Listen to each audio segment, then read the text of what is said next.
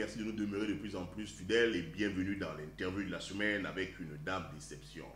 Dire d'elle qu'elle a la lutte chevillée au corps est un euphémisme. Informaticienne juriste, elle a consacré sa vie à la défense des droits humains et au respect de la dignité humaine. Elle porte la parole de ses nombreux points focaux dans la sous-région de l'Afrique centrale dans son organisation, le REDAC, dont elle est aujourd'hui la directrice exécutive. Maximilienne Gombe, puisqu'il s'agit d'elle, est notre invitée cet après-midi. Maximilienne Gombe, bonjour. Bonjour. Et merci d'avoir accepté notre invitation sur Diaf TV. C'est un plaisir. C'est une grande première pour nous.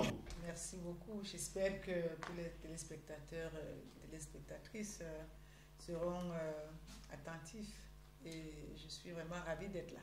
De toute façon, l'actualité camerounaise aujourd'hui est de toutes les façons en adéquation avec votre activité pour que nos téléspectateurs soient suffisamment éclairés sur ce qui s'y passe. On a donc avec vous la personne idoine pour nous éclairer sur l'ensemble de choses qui font l'actualité dans les réseaux sociaux et pour lesquelles on n'a toujours pas de réponse. Alors, Maximilienne Gombe, très clairement, est-ce que vous pouvez expliquer aux téléspectateurs camerounais qui vous suivent en ce moment, et même africains, puisque le REDAC ne couvre pas que le Cameroun, mais aussi l'Afrique, ce qu'est le REDAC? Alors, merci. Une fois de plus, merci vraiment pour cette opportunité. Le réseau des défenseurs des droits humains en Afrique centrale, comme son nom l'indique, c'est un réseau qui couvre 8 pays de l'Afrique centrale. Donc, excepté le Rwanda et le Burundi qui sont allés à la SADC parce que économiquement ils sont dans l'Est. Le Cameroun, la RDC, le Congo-Brazzaville, le Tchad, le Gabon, la Guinée équatoriale, Sao Tomé et Principe, la RCA. Donc voilà à peu près les pays que nous couvrons. Et c'est quoi le REDAC? Le REDAC est né en 2007 parce qu'en 1998, c'est ça qu'on était en train de fêter hier, donc les 20 ans de la déclaration des défenseurs au niveau des Nations Unies. Les Nations Unies ont constaté que ceux qui défendaient les droits humains sur le terrain n'avaient pas de protection ni de sécurité, donc ils ont décidé d'adopter une déclaration pour la protection des défenseurs. C'est celle-là qu'on appelle la déclaration des défenseurs de 1990. Donc après, on avait convenu qu'il faudrait qu'il y ait des réseaux sous-régionaux pour porter, n'est-ce pas, cette déclaration. C'est comme ça qu'il y a des réseaux partout. Il y a le réseau de l'Ouest-Afrique, il y a le réseau de l'Est-Afrique, donc il y a le réseau de l'Afrique centrale. Donc il a été créé en 2007 à Bukavu, et c'est là que c'était le premier siège. Le premier siège du REDAC était en RDC, ce que les Camerounais ne savent pas, parce que tout le temps, ils sont assimilés, le gouvernement camerounais assimile le REDAC à une association, n'importe comment, non. Le siège du REDAC était en RDC, à Bukavu. Et à l'époque, moi, je n'étais que secrétaire chargée du plaidoyer. Pendant 3 ans, j'ai parcouru le monde entier pour la visibilité du REDAC.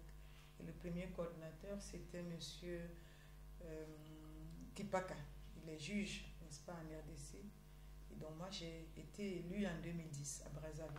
Et donc, c'est comme ça que depuis 2010, le REDAC est venu avec le siège au Cameroun, parce que j'avais dit clairement que je ne peux pas aller rester à Bukavu.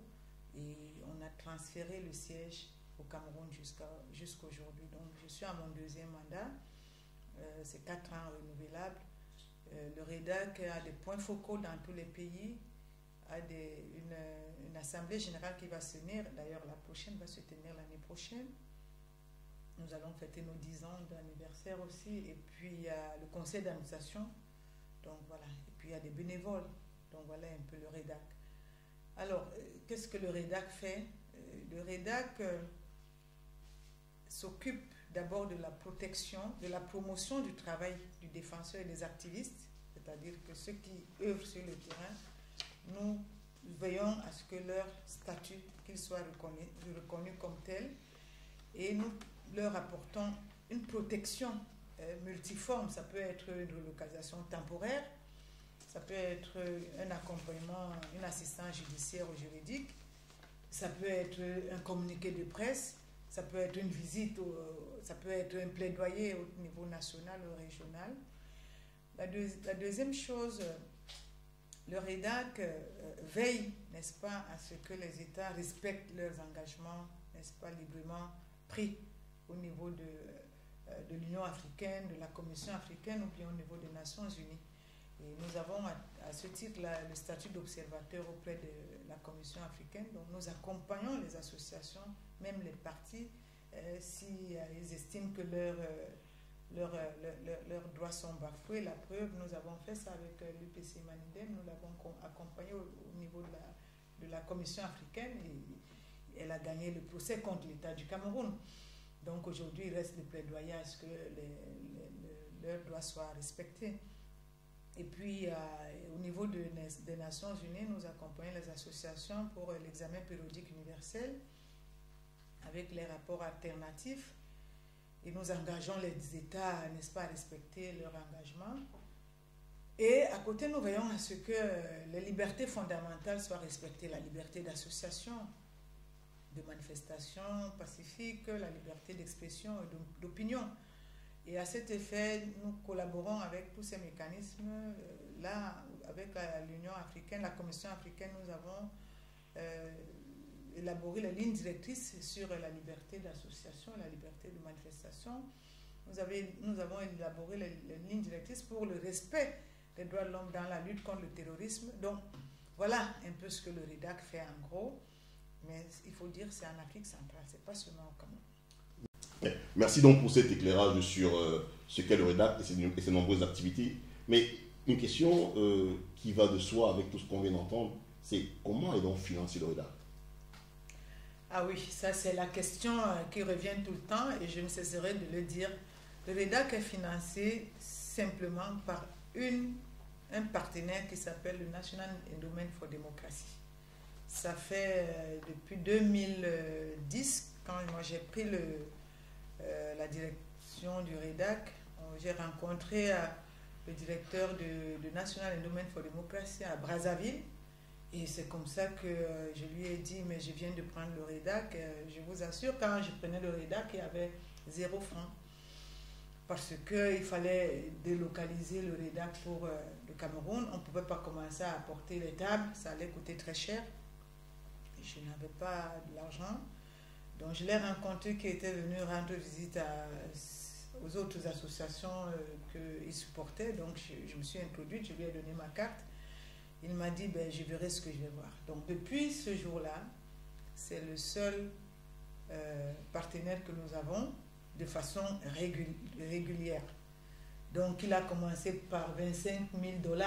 Je n'ai pas de problème quand je le dis parce que comme j'ai dit aux gens, c'est aussi la bonne gouvernance et la transparence. Alors vous voyez, vous avez 8 pays de l'Afrique centrale, vous avez 25 000 $ là. Donc il faut payer la location, il faut l'électricité, il faut voyager pour aller, il faut faire des recherches. Donc, et puis il faut quand même, vous recrutez quand même des Camerounais et des Camerounaises qui ont besoin de boulot, qui sont sortis des écoles.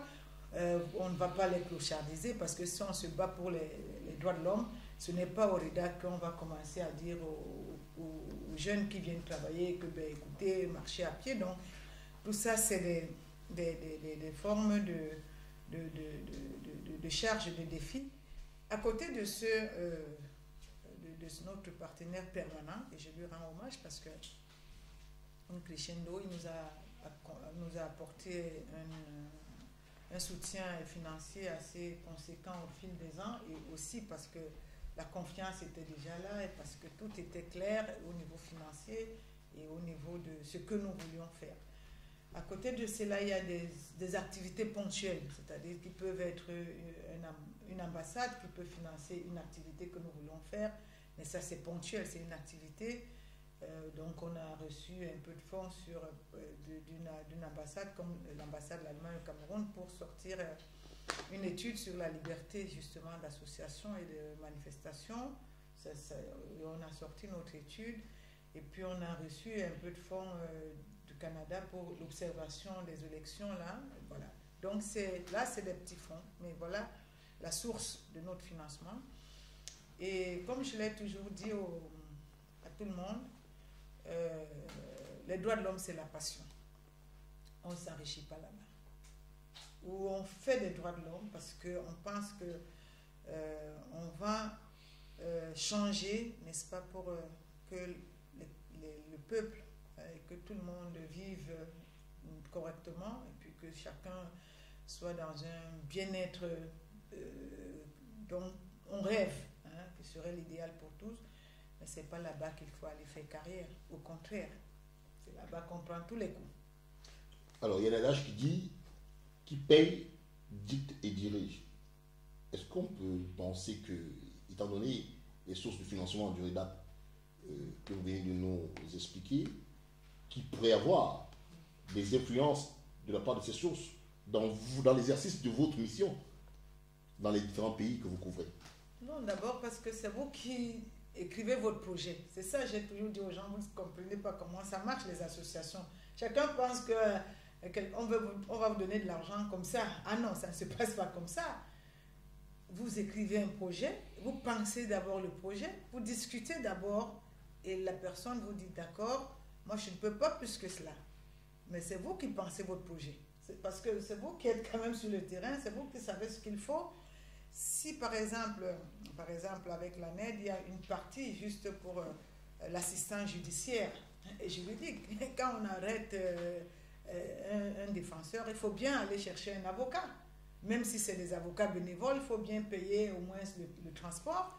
Et donc, c'est nous qui pensons le projet en leur disant il nous faudra un peu de l'argent pour au moins payer le transport à un avocat qui va bénévolement aller, n'est-ce pas, défendre un de nos membres. Ça, c'est une chose. D'autres choses, quand vous voulez observer les élections, ce n'est pas eux qui viendront observer les élections, c'est vous qui observez les élections. Vous mettez ce que vous observez aux élections. Par exemple, le REDAC n'observe pas les élections pour voir qui a gagné et qui n'a pas gagné. Nous observons les élections pour documenter des violations des droits parce que c'est ça notre rôle, notre objectif, et pour protéger les défenseurs et les activistes qui, n'est-ce pas,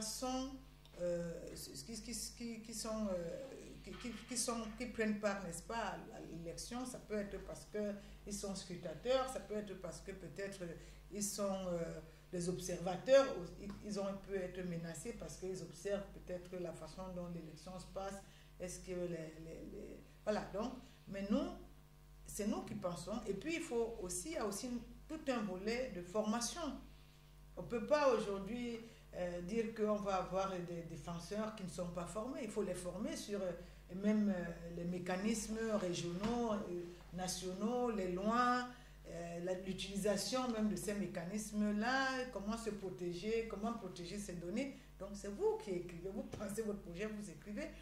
Mais il faut aussi que les gens sachent qu'il y a d'autres personnes qui donnent de l'argent, pas parce qu'ils veulent influencer, mais c'est parce qu'ils veulent aussi voir que ça se passe bien de l'autre côté pour aussi être dans, n'est-ce pas, ce que nous appelons l'humanisme pour tout le monde. Donc, il faut qu'on cesse de penser qu'une organisation va vous donner de l'argent, ou alors une fondation va vous donner de l'argent simplement parce qu'elle veut vous dicter quelque chose. Non, ça peut aussi être que, et je l'ai vu dans d'autres pays d'ailleurs, où des gens lèguent, font des donations à des associations simplement parce qu'ils veulent le bien-être pour tout le monde. Donc, moi, je crois qu'il faudrait qu'on sorte de ce procès, un procès en sorcellerie au niveau pour les organisations. D'ailleurs, on n'en a pas assez parce que la demande de tout cela, surtout en Afrique centrale, je vais vous dire, l'Afrique centrale est l'une des sous-régions où les droits, les libertés fondamentales, les droits des défenseurs, les arrestations arbitraires, c'est tous les jours. Donc il faut faire partir d'une famille, d'un pays à un autre, d'une ville à une autre, mais c'est tous les jours. Quand je me lève le matin, je ne sais pas par où commencer, et souvent l'argent que vous avez, vous constatez même que ça ne résout même pas la moitié du problème. Donc cette question, je crois qu'il faut que ce soit clair que les organisations de la société civile ont besoin de financement. Et d'ailleurs, dans les États démocratiques et normaux, il y a des financements pour les organisations de défense des droits humains et ces organisations restent indépendantes. Moi, je vais prendre par exemple, là, au niveau du Mali, ils ont adopté une loi protégeant les défenseurs. Ils ont dit qu'il y aura un fonds pour la protection des défenseurs qui va être géré par un consortium au niveau national, composé des organisations de la société civile et d'autres membres du gouvernement, et sans que cela ne soit quelque chose où le gouvernement viendra, n'est-ce pas, dire parce que je vous ai donné l'argent, il faut vous taire. Ce n'est qu'en Afrique centrale qu'on voit ça. En Afrique de l'Ouest, ils sont un peu plus avancés. Donc je pense que c'est peut-être plus clair aujourd'hui parce que j'ai le temps d'expliquer ça et je pense que ça sera entendu une fois pour toutes. D'un autre côté, il faut aussi que les Africains comprennent qu'ils doivent faire des dons à des associations qui travaillent sur le terrain. Nous, on a sorti notre rapport sur les droits de l'homme en Afrique centrale. Il est sorti, je crois, il y a peut-être 3 mois et on l'a présenté officiellement. Il a été financé seulement par les Africains. Nous avons dit qu'on ne prendra pas un rond, on ne demandera pas un rond à des grandes associations internationales ou à des fondations. On a lancé une souscription et croyez-moi, c'est des Camerounais, des Tchadiens, qui ont financé. On a reçu plus de 4 millions. Est-ce que nos téléspectateurs peuvent être édifiés sur les grandes lignes de ce rapport? Oui, c'est... Notamment sur la part de ces grandes lignes qui consacrent les droits humains au Cameroun ou alors en Afrique centrale en général. Oui, on parlait d'abord de la question de la liberté fondamentale, parce qu'on a quand même constaté que les libertés fondamentales sont aujourd'hui en crise. L'espace civique, n'est-ce pas, où se restreint tous les jours, c'est-à-dire qu'on constate que pour tenir une manifestation, on a transformé la déclaration à un système d'autorisation pratiquement dans toute l'Afrique centrale, alors que les lois sont claires. C'est une question de vous déclarer votre réunion parce que vous voulez qu'on vous accompagne, parce que vous voulez qu'on vous protège, parce que peut-être il peut y avoir des personnes qui voudront venir troubler la réunion. Mais alors, pour qu'est-ce que les pays font? Ils ont transformé, n'est-ce pas, cette déclaration en autorisation. La deuxième chose, c'est la lutte contre le terrorisme. Il y a le Tchad, par exemple le Cameroun, qui ont pris des lois, n'est-ce pas, pour lutter contre le terrorisme. Ce n'est pas ça la question. La question, c'est qu'ils ont transformé ces lois, n'est-ce pas, contre des activistes et même des populations. Pour un rien, vous êtes arrêté, vous pouvez être tranquillement accusé de l'apologie au terrorisme sans qu'on nous mette exactement ce que c'est. Donc, ça fait partie aussi de cette...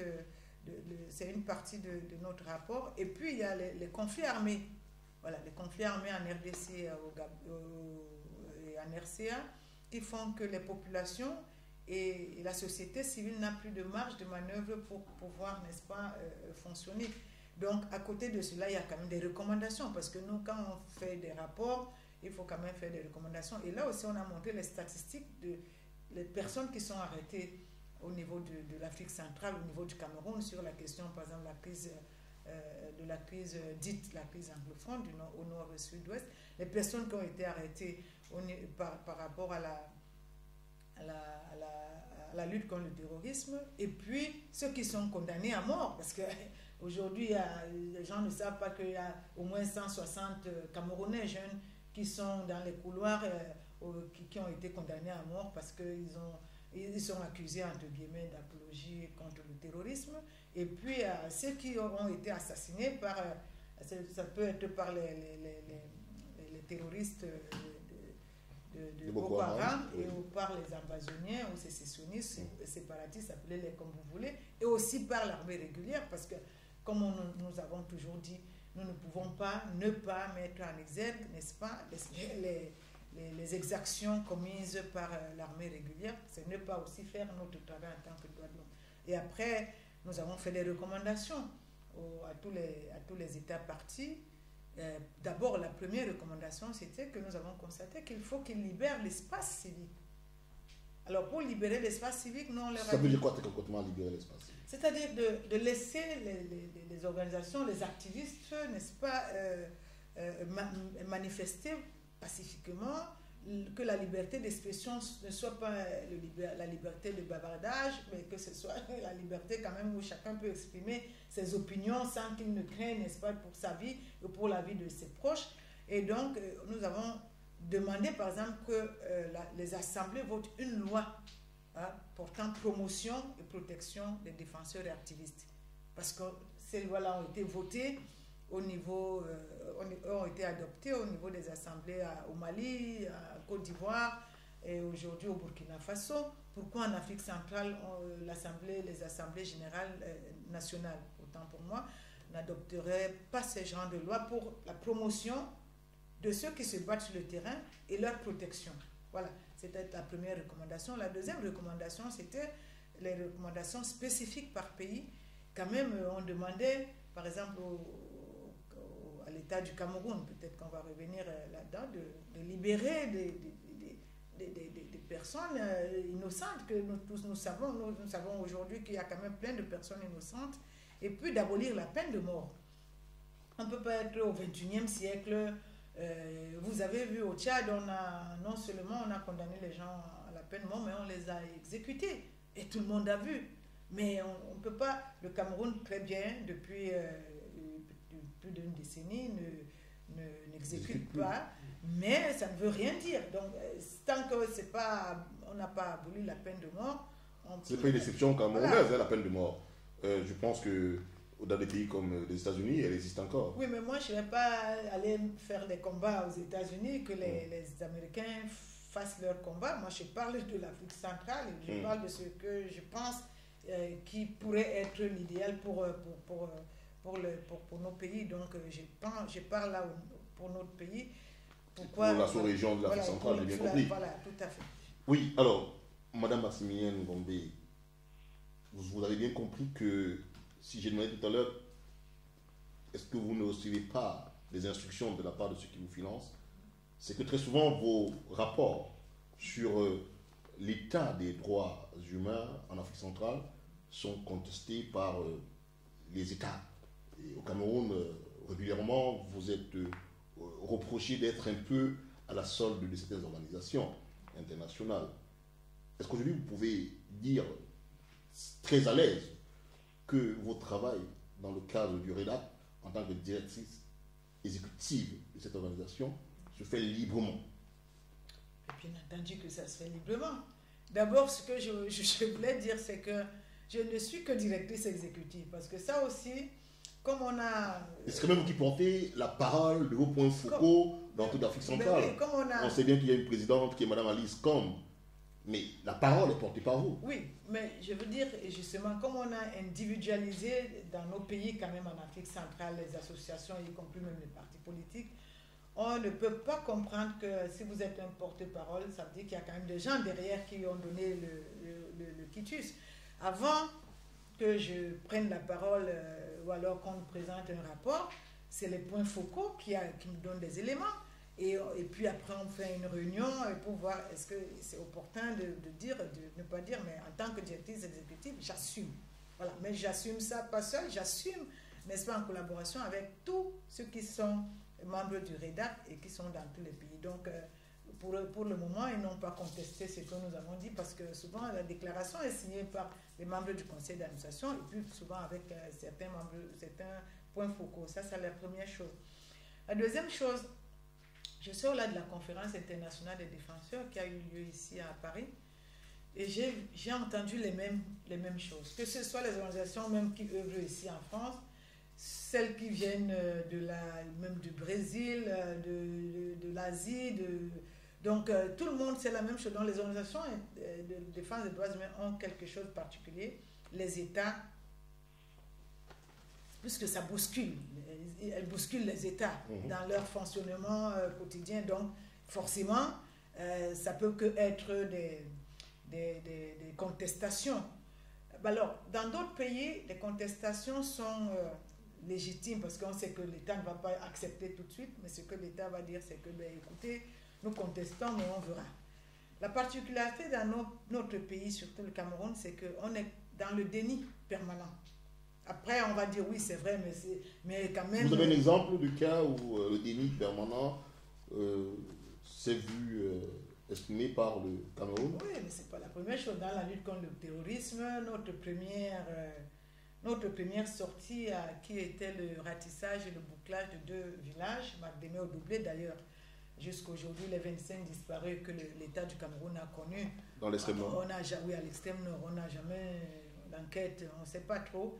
Donc, vous vous souvenez, on s'est mis tout le peuple sur notre dos, y compris ceux qui voyaient très bien que c'est vrai que nous sommes dans la lutte contre le terrorisme, c'est vrai que le terrorisme, c'est quand même la barbarie, mais c'est aussi vrai que notre armée qui n'avait pas été dans la guerre comme ça depuis... qui n'a pas été formée pour affronter ce genre de guerre. C'était la répression à tous azimuts contre les activistes et autres, mais ce n'était pas affronter un ennemi. C'est des guerres asymétriques. Voilà, ils ont perdu le contrôle et puis ils ont commencé aussi à tuer les civils, les innocents. Donc, ça, quand on a sorti ce rapport-là, ben, je me souviendrai toujours, tout le monde a appelé à l'arrestation de la directrice exécutive et de la présidente. Bon, quelques temps plus tard, ben, c'est quand même le porte-parole du gouvernement, le monsieur Sachiroma, qui était revenu pour dire oui, il y a eu ça, mais c'est le REDA qui a exagéré sur les chiffres. Alors, vous savez très bien que les organisations de défense des droits humains, les chiffres avec le gouvernement, ça a toujours été ça. Donc, on n'invente pas l'eau chaude au Cameroun. Ça, c'est le premier exemple. Le deuxième exemple, c'est sur le 1er octobre, du 30 au 1er octobre, c'était 2017, lorsque les sécessionnistes avaient dit qu'ils vont soulever leur drapeau.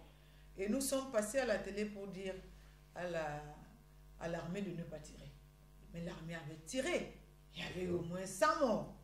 Bon, nous avons documenté 38 avec les noms. Jusqu'aujourd'hui, on ne nous a pas donné le chef comme d'habitude. Et comment vous documentez 38 et vous parlez d'au moins 100 morts? Parce que vous ne pouvez pas aller, pour documenter un corps, il faut être là, prendre le nom, la localité et autres. Il y a des corps que nous avons vus qu'on n'a pas pu documenter parce qu'on n'a pas pu avoir des éléments tout de suite, mais ils étaient au moins 100.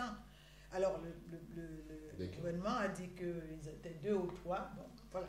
Donc après c'était la vidéo sur les exactions commises par quelques éléments de l'armée camerounaise. Voilà, souvenir que vous avez clarifié le point de manière très très magistrale en demandant à quiconque de démentir ce que vous allez dire, ce que vous avez dit à ce moment-là sur ces actions de femmes qui portaient leurs bébés sur le dos. Qui ont été froidement assassinés. Au début, on avait allégué que ça venait du Mali. Du Mali, et puis après on a même dit que des États-Unis, c'est un montage, moi j'ai entendu ça, un montage Photoshop de Ghana et de moi. Exactement. Voilà, exactement. donc j'ai tout entendu. Puisqu'on y est, où en est-on avec l'enquête sur ce meurtre, sur ces meurtres? D'ailleurs, il y en avait plusieurs. D'abord, nous avons amené un dossier devant la Commission africaine. Ça, c'est sur la violation des articles 6 et 7 dans la crise dite anglophone. Mais ça, les articles 6 et 7, c'est juste sur les arrestations et détentions arbitraires. Je ne peux pas commenter parce que la Commission africaine s'est saisie du dossier, donc ça suit son cours. Alors, pour les meurtres, c'est très très difficile parce que quand vous avez tout le monde sur votre dos et que vous n'avez pas de soutien pour aller jusqu'au bout, et puis vous voyez aussi que la justice, qu'on le veuille ou pas, c'est quand même pas, la justice n'est pas indépendante. On va pas se fermer les yeux pour le dire. Donc ça devient difficile. On essaye de suivre. On sait que le dernier meurtre, c'est lui encore le porte-parole du gouvernement qui a dit que les militaires sont aux arrêts. 7. Alors, ce qu'on demande, c'est que le procès soit un procès public pour permettre au REDAC, par exemple, de se porter comme partie civile. Tout à fait. Donc nous sommes en train de faire une certaine documentation parce qu'il faut documenter. Ouais, vous n'allez pas dire quelque chose et vous arrêtez là. Il faut documenter pour que si le procès s'ouvre, pour que bon, les ayants droit, qu'ils puissent, n'est-ce pas, dire qu'est-ce qui s'est vraiment passé, dans quelles circonstances. Mais tout ça, ça rentre dans un état global des institutions démocratiques. Parce que la lutte aujourd'hui même pour qu'il y ait même une certaine justice équitable, c'est qu'il y ait des institutions démocratiques. Et vous pensez qu'il n'y en a pas aujourd'hui au Cameroun? Je pense qu'il n'y a pas d'institutions démocratiques, parce que des institutions démocratiques, n'est-ce pas, veillent à la séparation du pouvoir. La séparation du pouvoir, c'est le pouvoir exécutif, le Parlement et le pouvoir judiciaire. Le pouvoir exécutif, quand vous regardez... C'est une réalité qui n'est pas aujourd'hui très claire au Cameroun? Non, c'est pas clair. C'est pas clair. Je le dis aisément parce que je suis là pratiquement tous les jours. Ce n'est pas clair parce que le chef de l'exécutif est le chef d'un parti politique et qui a 90% au niveau de l'Assemblée nationale. Et les règles même, la mise en place des règles même de l'élection, tout ça a ébrouillé. Donc, il nous faut une séparation effective des pouvoirs. Quand il y aura une séparation effective des pouvoirs, moi j'ai assisté à des procès où vous voyez très bien que un juge était embarrassé, il suspendait les audiences, il allait attendre un coup de fil. Je suis allée à maintes fois dans des commissariats où un commissaire qui est de bonne foi... Vous ne parlez pas là du Cameroun, je suppose? Ben oui, je parle du Cameroun. Ah d'accord. Ben oui, mais je parle du Vous Cameroun. voulez dire que le juge est inféodé à des hommes politiques, oui, certains. il arrête l'audience, il va écouter, oui, il va attendre le coup de fil pour prendre sa décision? Oui, mais on a même assisté au procès de M. Etonde Koto, le jour-là quand on l'a jugé, enfin, il a été condamné coupable. On a dit qu'on l'amène à Yaoundé et c'est à Védéa qu'on a dit non, ramenez-le à Douala. Voilà. Donc il y a beaucoup d'exemples. Disons que pour information, il a quand même été plus tard libéré. Donc, oui, mais je veux dire, je parle de ce que on a vécu. D'accord. Et puis il y a des. Mais je ne dis pas tous les juges non plus. Moi j'ai aussi vu les juges qui ont dit ben là, mais je ne peux pas faire autrement. Mais ils ne sont pas nombreux. Donc ce n'est pas une question d'un juge ou deux, mais c'est une question de système. Donc ce n'est pas la discrétion d'un juge, ça doit être des lois qui parlent. Là, c'est la première chose. La deuxième chose, j'ai aussi constaté quand même qu'il y a un vide sur la façon dont les juges appliquent, n'est-ce pas, la loi, sans tenir compte, n'est-ce pas, des instruments internationaux. Je ne sais pas si est-ce que c'est un vide par manque de formation ou alors c'est par manque pour vous dire que bon, on s'en fout. Ça aussi, c'est un constat parce que... Disons quand même que vous le dites parce que le Cameroun a ratifié tous ces accords internationaux. Bien sûr. Donc, non seulement et ces accords sont souvent au-dessus de nos lois. Oui, la Constitution le dit clairement. Tout à fait. Ah, voilà. Donc, non seulement il a ratifié, mais c'est aussi qu'il est membre. Et le Cameroun il est membre de l'Union africaine. Donc, ça veut dire que la Charte africaine des droits de l'homme des peuples, il est parmi les signataires de la Charte, donc il est parmi les concepteurs, parmi les signataires. Donc il ne peut pas aujourd'hui dans des jurys, dans des tribunaux, faire comme si ça c'est des textes qui n'existaient pas. Donc, mais peut-être qu'il y a un début de la mise en place des institutions démocratiques, mais il faut que ces institutions soient consolidées. La consolidation des institutions démocratiques, mais ça ne se consolide pas avec la bouche, ça se consolide avec une volonté politique qui dit ben, nous pouvons aussi aller au-delà de ce que nous avons là, mais la volonté politique, c'est ça qui manque un peu plus. D'accord. Alors, Madame Ngombe, tel qu'on vous entend parler, il s'agit quand même là d'une activité qui ne rassure pas, qui dérange, qui agace des hautes personnalités dans notre pays. On peut dire que vous avez fait l'objet de plusieurs vols. Hein. Je pense que de mes recherches, j'en ai trouvé 5 fois où vous avez été cambriolé. Et est-ce qu'il est normal que dans le rôle que vous avez dans le cadre du REDAC, vous n'ayez pas des appareils pour vous accompagner dans votre sécurité? Peut-être que si on demande, je ne sais pas, mais en réalité, c'est pas le garde du corps, c'est pas de ça qu'il est question. Il est question que l'État fasse son travail. C'est l'État qui doit, par exemple, quand on est cambriolé, de mener des enquêtes jusqu'à la fin, de savoir qui a fait ça, d'où ça provient, et de rendre des enquêtes publiques. Voilà. Ce qui est dangereux et ce qui vous laisse dans la peur permanente, c'est que vous êtes cambriolé comme ça, vous signalez, on vient faire des enquêtes, on vient vous entendre, mais après, vous n'êtes plus au courant de quoi que ce soit. Ça, c'est ça qui est le plus dangereux. La deuxième chose, c'est pour ça qu'on insiste à ce que le gouvernement et puis l'Assemblée nationale adoptent la loi portant promotion et protection des activistes et défenseurs. Ce n'est que cette loi-là qui peut permettre à ce que nous soyons un peu plus en sécurité. À côté de ces cambriolages, j'ai entendu même des gens dire qu'on simulait les cambriolages pour se faire voir, je ne sais pas. On a quand même vu des photos de votre domicile qui avait été sérieusement saccagé par des cambrioleurs qui n'ont rien pris.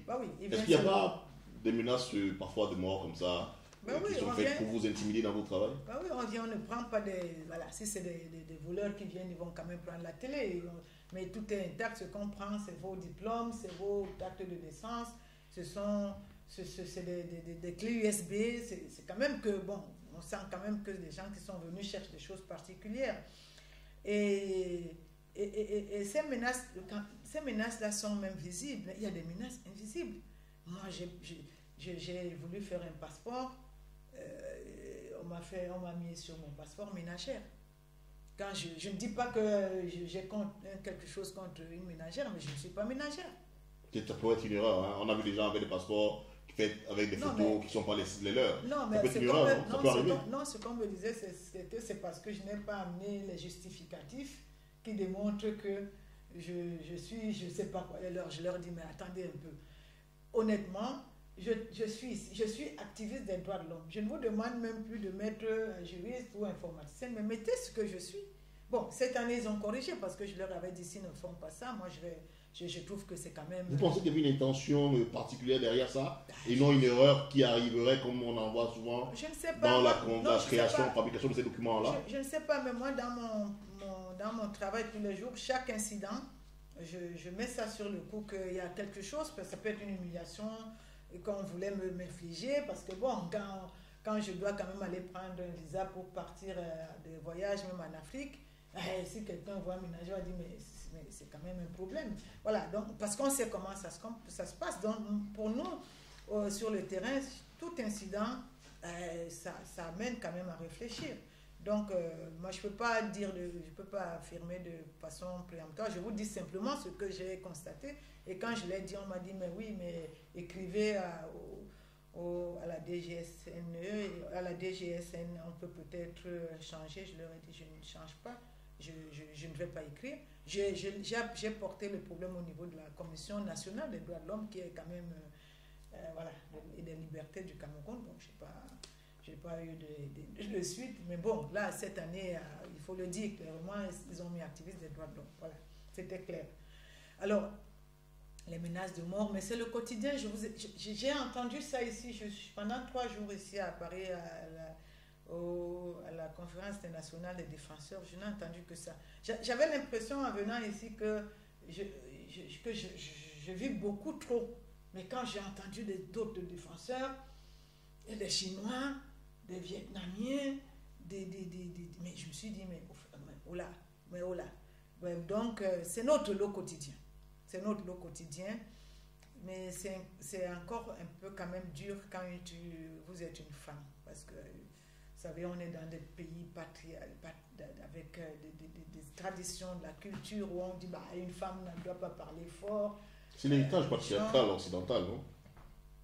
Non, pas du tout, justement. Et alors que tout le monde sait que dans nos villages, à l'époque, c'est une femme qui disait à son mari la nuit, là, le mari venait et disait, ben, écoutez, cette affaire-là, on va régler ça demain matin parce que je suis fatiguée. C'est parce qu'il voulait aller prendre conseil chez sa femme, son épouse, la nuit, et il revenait le lendemain dire, mais vous savez, j'ai décidé que vous avez tort, alors que c'est elle qui a dit que ben, je pense que c'est l'autre qui a tort. Alors pourquoi, si on faisait ça derrière et qu'aujourd'hui les femmes sont capables de venir dire que je pense que là, les hommes qui nous dirigent, là, vous avez tort. Pourquoi ça doit poser un problème? C'est ce que je suis en train de vous dire, que ce qui se passe aujourd'hui est très probablement l'héritage patriarcal venu de l'Occident, parce que l'Afrique, à la base, était plutôt conçue sur une base matriarcale, où la femme était au centre et participait justement à la prise de décision. Un peu ce que vous venez d'illustrer dans ce que vous dites. Oui, non, mais c'est pas... Non, le problème, c'est que c'était pas visible. La femme pouvait dire ça dans la nuit. Et la femme n'était pas censée venir dans la journée quand il y a l'arbre à palabre. Ben, c'est la nuit que l'homme partait lui demander.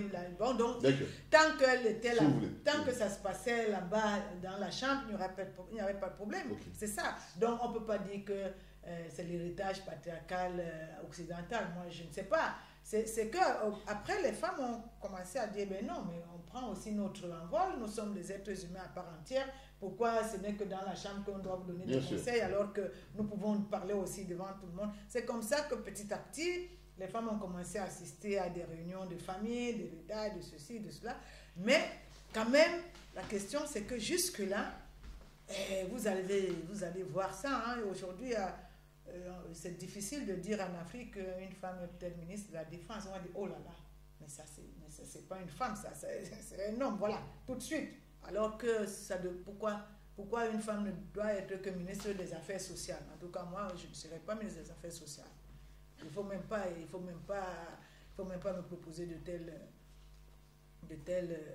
tels postes parce que je ne sais pas, ministre des Affaires sociales, mais un homme peut faire ça correctement, non?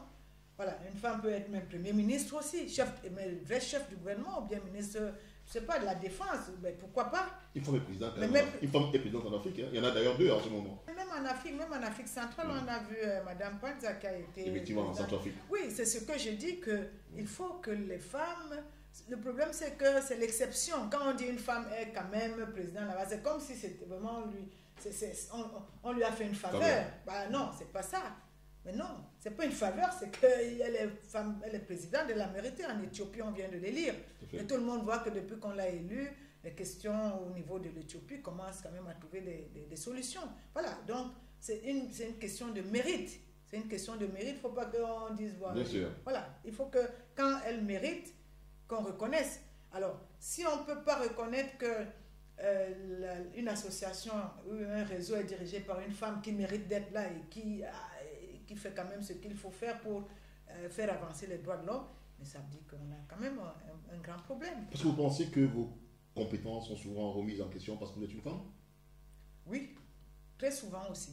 Vous avez des cas assez illustratifs quand vous entendez des gens, remise en cause de vos quand travaux. Vous entendez des gens sur les plateaux télé pour dire que oui, mais quand même, non, une femme ne doit pas parler comme ça. Bah, les intellectuels, entre guillemets, qui disent ça, ben oui, mais bon, c'est quand même une femme. Voilà, quand même une femme. Bon, c'est quand même des choses, vous vous dites, mais est-ce que c'est quoi? Ils ont perdu toute la tête. Madame Gombe, est-ce que vous pensez souvent que le fait d'être quand même l'épouse d'un membre de l'UPC, M. Moutoulou, oui. Est-ce que vous ne pensez pas que seulement le fait d'être son épouse pourrait laisser penser que vos conclusions puissent souffrir de quelques influences de ce parti historique de l'opposition camerounaise? Mais donc, ça veut dire que les gens ne connaissent même pas mon parcours. Mais je milite depuis 1989. Ben oui, c'est ça aussi que je dis souvent aux gens qui sont sur les plateaux, qui racontent leur vie. Je leur dis, mais moi j'ai commencé à militer très jeune, j'étais au lycée classique d'EDA, en première, je me rappellerai toujours, parce que notre proviseur, je ne sais même pas, il était allé faire je ne sais pas quoi du parti au pouvoir, et puis nous, on n'avait pas de crayon, on devait faire des trucs, donc nous sommes... et puis j'ai eu une formation quand même personnelle, politique, où j'ai eu des gens qui m'ont beaucoup encadré, comme le fait mon coco Priso, qui est mon deuxième père, et donc je ne connaissais pas mon mari. Donc je ne peux pas renier cette, comment on appelle ça, cet héritage-là, hein, qui a fait de moi une militante qui sait quand même... oui, M. Coco fait quand même partie aussi donc, de la cuvée de ces grands UPCistes. Oui. Cela confirme peut-être pourquoi il y a toujours ces allusions qui sont faites sur la crédibilité à accorder au rapport. Non, mais non, on n'a jamais mis en cause... Je pose une question. Non, on n'a jamais mis en cause ma crédibilité parce que j'ai un mari, PC Manidem, ou alors c'est mon deuxième père, mon coco, mais c'est parce que je suis le suppôt des Blancs. C'est-à-dire, c'est tout ce que j'entends. Je suis le suppôt du fait du financement qui viendrait de l'Occident. Je ne sais même pas s'ils voient les financements parce qu'ils savent qu'ils ont regardé tout le temps, mais ils vont tout le temps voir comment on appelle ça, nos comptes. Hein. Une fois, notre fondé m'a dit, mais on a demandé que je montre vos comptes. Mais j'ai dit, mais montrez-les. Mais je mets quiconque au défi, même ici à votre truc, d'aller regarder nos comptes. S'il y a, même à mon compte personnel, s'il y a de l'argent ou qui nécessite même d'aller ouvrir des enquêtes. Quand les fonds arrivent, ça arrive avec le nom de l'organisation qui a envoyé. Alors, c'est ce que les gens ne savent pas. Une organisation ne peut pas vous envoyer de l'argent sans mettre son nom. Donc, c'est clairement identifié sur un relevé. Donc, il n'y a pas de... Alors, ma vie privée, c'est quelque chose dont je n'aime pas souvent parler parce que j'estime que ce n'est pas ça qui forge, n'est-ce pas? Non, on ne parle pas de votre privé, voilà. On ne parle pas de votre donc, vie il n'y a privée. Aucune influence. On parle là d'une vie publique parce que M. Mtoudou est quand même aujourd'hui le président de l'UPC Manidem. Oui. C'est une vie publique, elle n'est pas privée. Oui. Et donc, j'essaie juste de comprendre si il est souvent fait un rapprochement entre M. Mtoudou, et votre activité. Est-ce que ces deux choses-là n'entrent pas, par exemple, en conflit pour l'État du Cameroun qui doit apprécier vos rapports? Mais non. En 2007, quand je suis élu secrétaire chargé du plaidoyer, je ne suis pas l'épouse de M. Mtoudou. En 2010, quand je suis élue directrice exécutive, je ne suis pas l'épouse de M. Mtoudou. Donc, je suis l'épouse de M. Mtoudou un peu après. D'accord. Donc, sauf que c'est normal que mon mari me dise, mais jette un coup d'œil sur ce que je fais.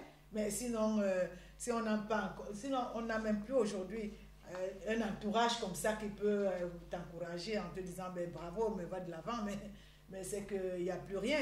Et puis, si on n'a plus aussi un entourage qui a aussi de l'éthique, hein, parce que qu'on le veuille ou pas, c'est quand même des gens qui ont une éthique, qui n'ont pas trempé dans les messes de minuit ou du matin ou du soir ou de goûter, ben moi je peux que être fière d'être avec des personnes comme ça parce que c'est ça qui me donne, n'est-ce pas, aussi le courage d'aller de l'avant en disant on peut aussi faire sans être dans les messes de minuit. Voilà. Moi je ne trouve pas que ce soit un problème, au contraire c'est une valeur ajoutée dans mon travail parce que c'est lui. Il joue souvent aussi chargé de protection, on ne sort pas, la sécurité, voilà. C'est mon garde de corps de temps en temps aussi. Donc, moi, je ne peux qu'être fière. Vous imaginez si j'avais été mariée à quelqu'un qui était du parti au pouvoir, mais je ne sais pas où j'en serais là. Ou alors qui était parti pouvoir, pas parti pouvoir, mais on ne sait pas trop. Ben, est-ce que je peux dire que si vous aviez été marié à quelqu'un qui fait partie du RDPC, on ne vous aurait pas aujourd'hui créé en parallèle un RODAC? Parce que c'est aussi ça votre actualité en ce moment, le RODAC. On a vu que vous avez été empêché d'organiser un point de presse pour dénoncer cet organisme prétendument beaucoup plus valable que la vôtre à Douala. Est-ce que vous pouvez nous en dire un peu plus sur le RODAC? D'ailleurs, que la société civile camerounaise ne le connaît pas. Mais non. Enfin, le RODAC, c'est c'est dans la création de Transparency International. Là. C'est-à-dire que c'est pendant élection Cameroun. Oui, c'est pendant l'élection présidentielle qu'on a constaté qu'il y a un RODAC qui a été créé. Pour nos téléspectateurs qui nous suivent, RODAC ici c'est R-O. Oui, réseau d'observateurs. Et non réseau. Central, et non voilà. Réseau des défenseurs. Oui, des défenseurs des droits humains en Afrique centrale. Mais c'était RODAC, réseau d'observateurs d'Afrique centrale. Question de brouiller un peu votre activité et votre organisme. Je pense que tous les spectateurs et toutes les spectatrices peuvent eux-mêmes ou elles-mêmes tirer les conclusions. Mais avez-vous pu faire votre point de presse pour dénoncer cette escroquerie? C'est une escroquerie quand même. En réalité, le point de presse n'était pas pour dénoncer l'escroquerie, c'était pour donner aussi notre point de vue, premier point de vue par rapport à ce que nous avons fait sur le terrain par rapport à l'observation de l'élection présidentielle sous l'angle de la documentation des violations des droits humains. Et donc on s'est mis ensemble avec deux autres associations qui ont observé les élections sous d'autres angles. Et juste pour dire ça, on vous empêche de le faire? Oui. Mais finalement, c'est quoi? C'est véritablement un état policier qui est en place au Cameroun? Mais c'est ce que je disais tout à l'heure, un état policier peut-être pas, mais c'est que la restriction de l'espace civique, dans tout ce qui est manifestation, le droit à la liberté de manifestation, de tenir une réunion, d'opinion, c'est depuis 2014 que nous disons quand même qu'on est en recul, parce que bon, c'est vrai qu'il y a toujours eu ça depuis, mais là, depuis 2014, c'est comme si les taux se resserrent. Le taux s'est resserré, vous ne pouvez plus manifester, vous ne pouvez plus tenir une réunion, même dans vos propres locaux, ça devient un problème. Donc, non, ils ont empêché, ils ont dit que, on leur a demandé pourquoi, ils m'ont dit d'aller chercher une autorisation. Je leur ai dit, mais attendez un peu, pour faire une conférence de presse, je dois chercher une autorisation, mais c'est quoi cette histoire? Donc, alors le commissaire était là, et puis quand c'est comme ça, ils sortent avec les 5 étoiles. Alors je leur dis, mais monsieur le commissaire, même pour vous-même, vous ne pouvez pas dire à votre chef que baisse, quand même. Qu'est-ce que ces associations-là peuvent faire? Une conférence de presse, juste pour donner leur point de vue sur la façon dont les élections, ou alors la façon dont eux, ils ont observé les élections. Mais où est le problème? Ils ont empêché. Nous sommes allés faire ça au siège du RIDAC, mais ils étaient là dehors avec des cartes prêtes à porter si jamais il y a quelque chose. Donc, mais c'est constamment. Après, c'était des surveillances avec des personnes qui ne sont pas en tenue. Mais en réalité, moi, je suis habituée à ça. Depuis au moins 10 ans, je suis habituée à ça. Si ce n'était que ça, je me dirais, ok, ben écoutez, ils font leur job, ils veulent savoir que je vois.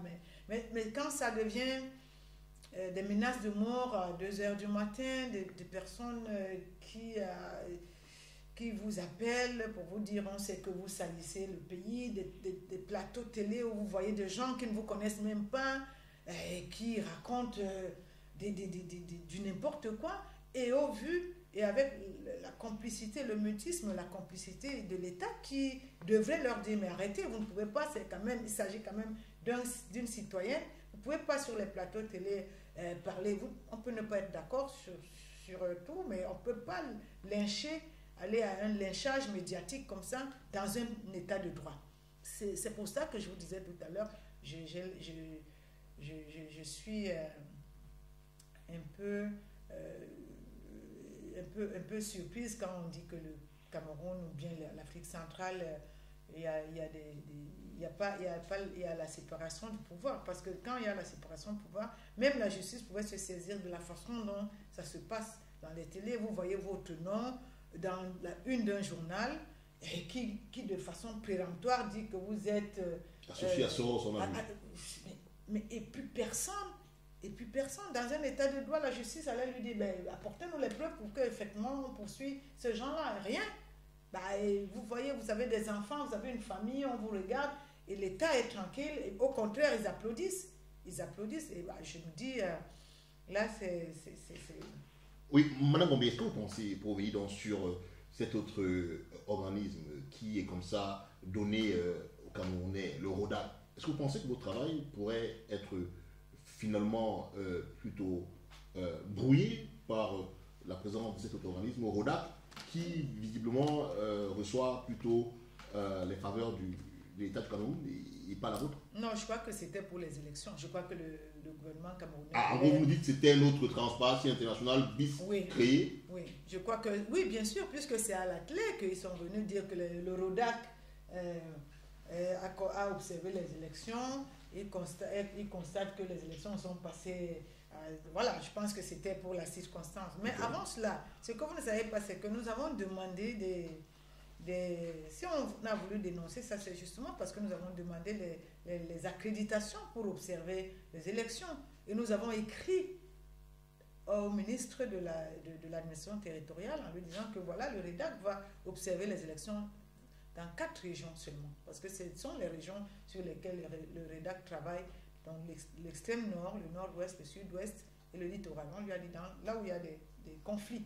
Et puis voilà. Pourquoi le littoral? Il y a des conflits au littoral? Oui, parce qu'il y a beaucoup de déplacés internes qui sont venus du nord-ouest, du sud-ouest. On voulait voir un peu comment ça va se passer. Est-ce qu'ils ont le droit On parle aussi des conflits du côté de la Centrafrique qui ont eu des conséquences dans la région de l'Est. Ce n'était pas une région pour vous qui se prêtait à une... Non, il y avait une autre association qui avait pris comme un monde à venir qui avait déjà... On s'était bien... On réparti les différentes régions. Et on lui a écrit, on lui a dit non, notre objectif c'est seulement documenter des violations des droits humains et des cas d'arrestation et peut-être aussi des cas et puis la sécurité et la protection des défenseurs. Et rien.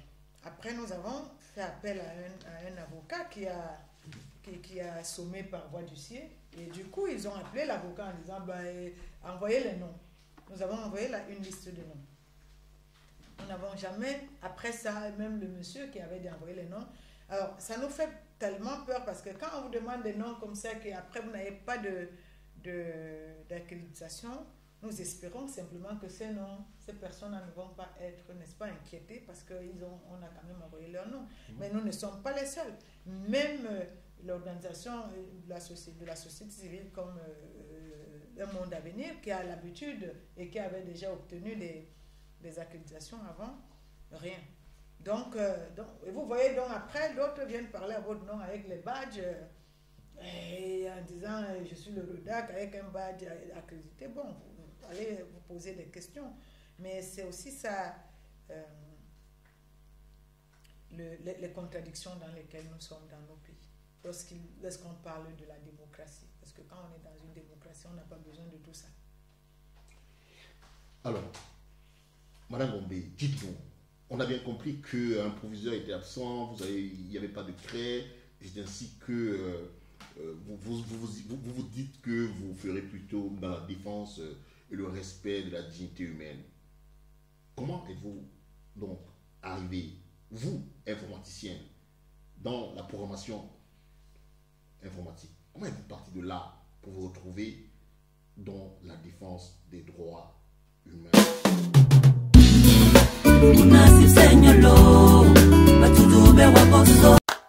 Mutoane loko, ane kanga, sibe, mutoane loko.